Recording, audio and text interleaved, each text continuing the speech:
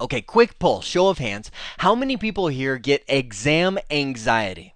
One, two, three. Ooh, just about everybody. My hand is up too. It's a nerve-wracking experience to go take these exams. So I wanted to put together my best advice that I could on studying for Cisco exams. 15 years of certification testing. This is what I've come up with, right?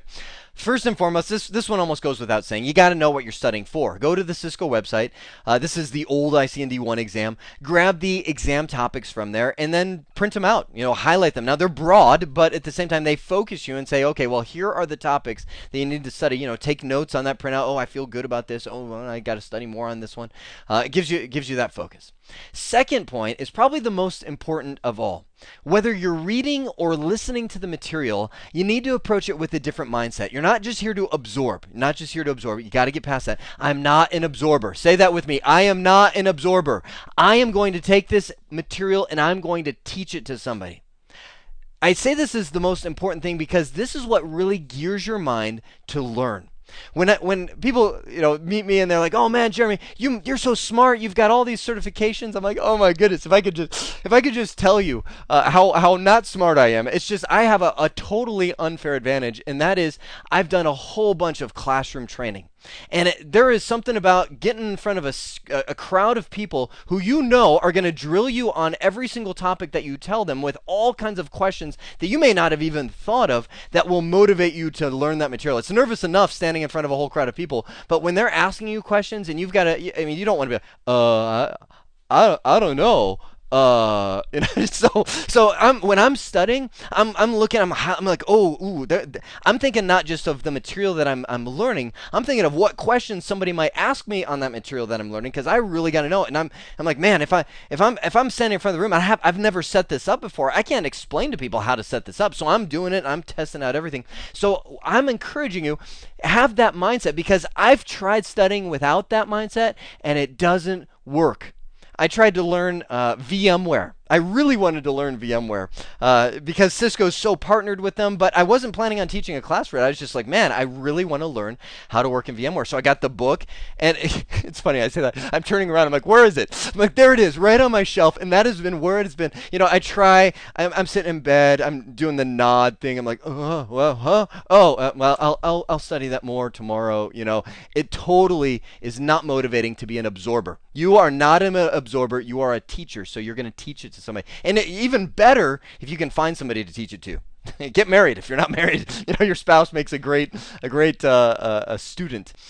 So absolutely, I just last nugget I recorded was on building a lab environment. I really encourage you to do that. Whether I suggest at this level doing the physical gear, having that in front of you. I put whether you want to set up a call manager, that's CUCM, Cisco Unified Communication Manager. If you're doing voice over IP, whatever, assemble your own world and set it up. Route your internet connection. Last night I mentioned enough on that. It is a hugely valuable thing. Gauge your level of knowledge. There are 3 levels of knowledge that I would say you can have for a topic. Can you describe it? Can I explain to somebody what VLANs are, for example? Can I configure it, meaning, okay, I know what it is and I can set it up pretty proficiently? Or can I go beyond, doing the step-by-step of like, okay, VLAN 5, name, sales, doing the step-by-step configuration. Do I actually know how to troubleshoot it? That's I would say, the ultimate level of knowledge, because now I know not only how to configure it, but also know where to look if things are going wrong. I know all the show commands. So gauge your level of knowledge for each one of those things. Now I will tell you, I'm not saying you have to be at this level on every single topic before you take the exam. But I would say the more you can know, the better, and going in what your weak spots are.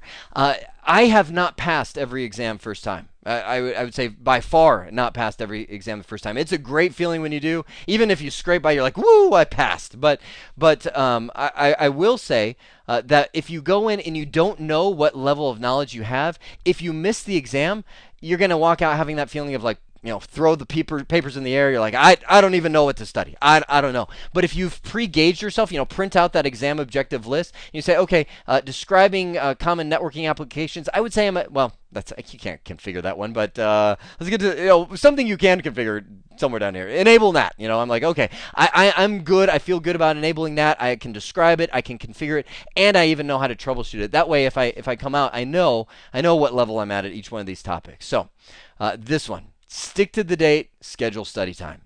I wish that View would change the policy for everybody, including me, that allows you to reschedule the exams, because it becomes a someday thing. My wife and I always joke, we drive around the city, and Wells Fargo has this billboard someday campaign where all these dreamy looking people are up there. They're like, oh, someday I'll own a car, someday I'll take a vacation, like implying like if you bank at Wells Fargo, you just magically get all this stuff. So if you reschedule the exams, it becomes one of those, oh, someday I'll take that test, but the job, work a couple extra hours, and then the kids, oh, we took the vacation, oh, now I forgot the stuff, I got to study again, and you just keep bumping the exam and you never end up taking it. So when you set the date, stick to that. I mean, even if it hurts, like schedule it 2 weeks out, budget your time. If you're getting there like, oh, I'm not ready, I mean, put the pressure on. Don't reschedule it. Stay up late, 2 a.m. Keep studying. Get there to where you do the exam. And I'm telling you from myself, because I get lazy too. If I know I'm just gonna bump the exam next week, I'll do it. I'll get to it. I'll get to it. It's the end. You'll never get to it. Practice exams. So a lot of people say, well, should I go buy practice exams? I'm like, if you got them, like if maybe you bought a package or something and they came with it or something like that. But they're so expensive. I'm more of the opinion of like, yeah, you know what? Go take the exam, and there's some great practice for it because it's about the same price as the practice exams that are out there. So if you got them, sure, use them. They're definitely a great way to test your knowledge. That's great, but I wouldn't go out and invest a lot of money in them. At least that's my opinion on it. Last one. These exams are tough. I've told you it has been it's a painful process at times to go through these exams. You will kick the dog. You will be upset. You'll yell at people on the freeway on the way home if you ever miss one of the exams. It is a very disappointing experience, but it's kind of like, you know what? It happens to everybody. There's people. There are people that I know. They're like, hey, I passed the exam the first time. I'm like, oh, that's good, and it really is a great feeling if you pass the exam the first time. But not everybody does, and I want to make sure that I explain to you that it's geared that way. I mean, when Cisco creates the scores, the passing score of these exams, they do it on a curve. Like if they suddenly realize, whoa, everybody's passing the exam, you're going to see that score start going up, up, up, up, up. Cisco has a mark. They're like, we have to have a certain number of people fail this exam because you know what? It's otherwise it's not a valuable certification. It's too easy. Everybody's just able to wing past it. So know that these are very difficult exams. With all that being said, I'd like to wish you good luck and Godspeed in this Cisco exam and your entire Cisco career. I hope this has been informative for you, and I'd like to thank you for viewing.